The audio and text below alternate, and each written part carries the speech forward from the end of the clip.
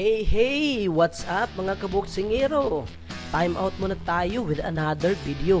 At kung first time mo, huwag kalimutang i-like and subscribe ang ating grupo. Pindutin na rin ang notification bell at para lagi kang updated at sabay sa uso. Ang tagapagturo na si Jose Benavides Sr.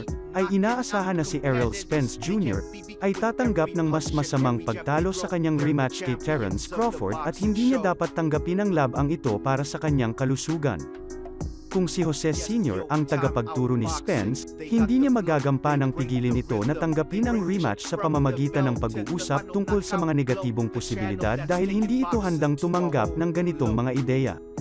Si Spence 28 wins with 22 knockouts and isang loses ay mayroon ng desisyon na tanggapin ang rematch kay Crawford at aktibado na sa kontrata. Upang baguhin ang isipan ni Spence, kinakailangan ang maraming pag-ikot, at ang kanyang pride ay magiging mas mataas kaysa sa takot sa pangalawang pagkatalo. Akala ko baka mas masama pa ito. Hindi ko tatanggapin ang labang iyon para lang sa kanyang kalusugan, sabi ni Jose Benavides Sr. sa Fight Hype tungkol sa rematch nina Terence Crawford at Errol Spence Jr. Baka maging iba ang anyo ni Spence sa rematch kay Crawford at maibaligtad niya ang sitwasyon. Kung inaakala natin na si Errol ay sobrang pagod noong huli, kung mabubuo niya ang tama sa rematch sa 154 pounds, maaaring pagodin niya ang 36 anyos na si Crawford at magpahayag ng kanyang edad. Kung totoo na si Spence ay sobrang pagod dahil sa pagbawas ng higit sa 40 na pounds sa kanyang camp, alam niyang dapat ay tiyakin na tama ang kanyang pag-ensayo para sa rematch upang maiwasan ang pangyayaring yun muli.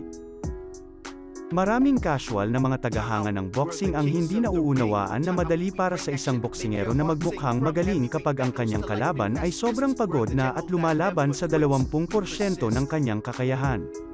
Ang nakapagsasalaysay ay kung gaano kapanipaniwala ang itsura ni Spence na mas masahol pa kaysa sa mga kamakailang kalaban ni Crawford, tulad nina David Avanesian at Sean Porter, at hindi mangyayari yun kung hindi siya sobrang pagod dahil mas magaling siya kaysa sa mga yun. Time out. Time out. Time out. Time out.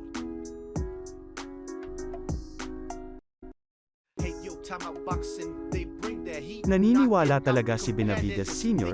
na wala lang talaga sa kondisyon si Errol Spence sa laban na yun kaya't ito'y naging dahilan ng pagkatalo niya.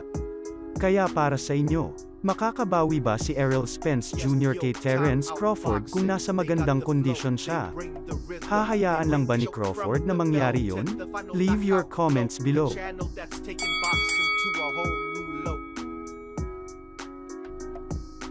Time out. We're the kings of the ring.